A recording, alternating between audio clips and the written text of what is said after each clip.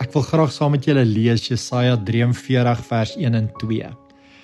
Dit sê maar nou Jakob, sê die Here wat jou geskep het, hy wat jou gevorm het Israel, moenie bang wees nie, want ek het jou verlos.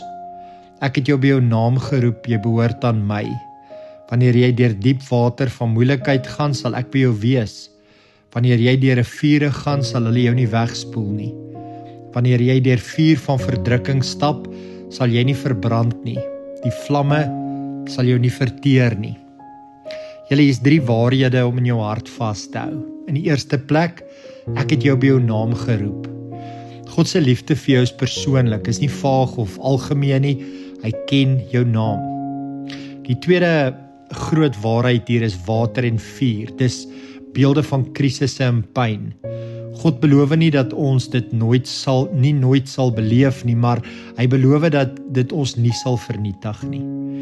En die derde groot waarheid is, en Hebreëus beteken verlos ook 'n familielid wat jou loskoop en terugbring huis toe. God sê dus, ek is jou naaste, jy's familie, jy's veilig by my. So, ek gaan jou 'n geleentheid gee, kom ons sit rustig. Kom ons haal asem stadig in en uit en fluister 3 keer. Ek behoort aan U, U is by my. Ek behoort aan U, U is by my. Ek behoort aan U, U is by my.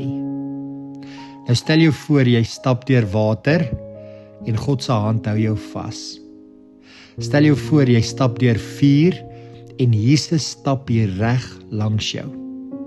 Laat dit 'n beeld word wat jou dra wanneer jy onseker of bang voel. Maar nou moet ons ook bid vir ander mense wat nou deur die vuur en deur die water gaan. Mense wat krisisse beleef in hulle lewe. Kom ons bid ook vir hulle.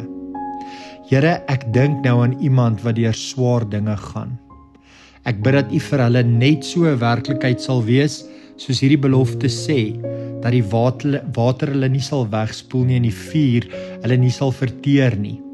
Roep hulle by U naam, Here, en laat hulle weet, Jy behoort aan my. Gee hulle moed, hoop en rus in U liefde. Amen. Nou julle, ons gaan 'n afsluitingsgebed doen en ek wil jou sommer net kom seën met hierdie afsluitingsgebed. Hemelse Vader, ek ontvang hierdie woorde vir myself.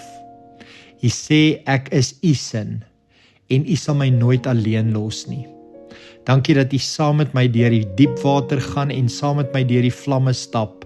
Ek kies om U te vertrou met my hele lewe, my vrese en my toekoms. Here, hou my vas en leer my om elke dag nader aan U te leef.